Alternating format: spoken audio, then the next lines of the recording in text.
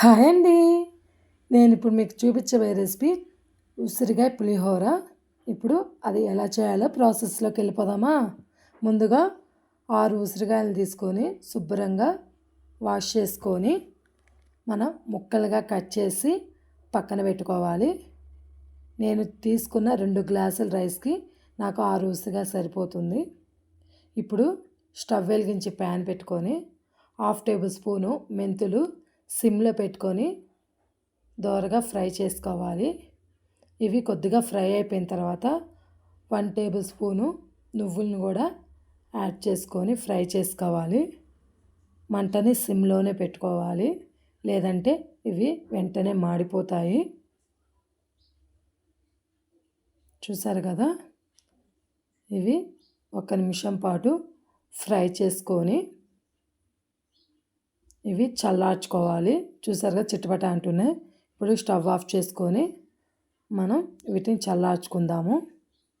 ఇవి కొద్దిగా చల్లారిన తర్వాత మనం దీన్ని మిక్సీ పట్టేసుకోవాలి. ఇప్పుడు మనం మిక్సీలోకి యాడ్ చేసుకుందాము.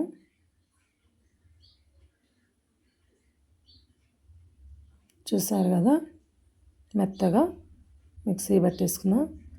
దీన్ని మనం ఒక బౌల్లో తీసి పక్కన పెట్టుకొని ఇదే జార్లో మనం ముందుగా కట్ చేసి పెట్టుకున్న ఉసిరికాయ ముక్కల్ని యాడ్ చేసి 1/2 టేబుల్ స్పూను పసుపు, 1 టేబుల్ స్పూను సాల్ట్ యాడ్ చేసుకొని మిక్సీ పట్టేసేయాలి.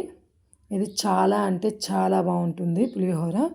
మన హెయిర్కి, మన ఫేస్కి, గ్లోకి చాలా బాగుంటుంది. పిల్లలకైతే జలుబు, దగ్గు ఇలాంటివి రాకుండా ఉంటాయి. ఇప్పుడు మనం పులిహోరకి తాలింపు పెట్టేసుకుందాం. 4 టేబుల్ స్పూన్ ఆయిల్ యాడ్ చేసుకొని ఆయిల్ వేడెక్కిన తర్వాత 3 లేదా 4 ఎండుమిర్చి, 5-6 పచ్చిమిర్చి చీలికల్ని ఇలా చీల్చుకొని వేసుకొని ఇందులోకి 1 టేబుల్ స్పూను పచ్చెనగపప్పు, 1 టేబుల్ స్పూను తాలింపు గింజలు, జీలకర్ర, ఆవాలు, మినపప్పు ఒకసారి మిక్స్ చేసుకుందాం. ఇప్పుడు ఇందులోకి 1/2 కప్పు వరకు పల్లీలు, మీకు ఎంతవరకు కావాలో అన్ని యాడ్ చేసుకోండి. మేము కొంచెం ఎక్కువగానే పల్లీలు యాడ్ చేసుకుంటాం. చాలా బాగుంటుంది పల్లీలు ఎక్కువ యాడ్ చేయటం వల్ల. ఇప్పుడు ఇందులోకి కొద్దిగా కరివేపాకు, ఇవి ఫ్రై అయిపోయిన తర్వాత మెంతులు, నువ్వుల పొడి యాడ్ చేసి ఒకసారి మిక్స్ చేసుకొని తర్వాత మనం మిక్సీ పట్టుకున్న ఉసిరికాయ తొక్కును కూడా వేసి బాగా మీడియం ఫ్లేమ్లో పెట్టుకొని మగ్గించుకోవాలి. ఇందులోకి టేస్ట్ సరిపడా సాల్ట్ యాడ్ చేసుకోండి. ఈలోపు రైస్ను కూడా నేను ఆరబెట్టేశాను. సాల్ట్ చూసి యాడ్ చేసుకోండి. మనం మిక్సీ పట్టేటప్పుడు కూడా యాడ్ చేసుకున్నాము.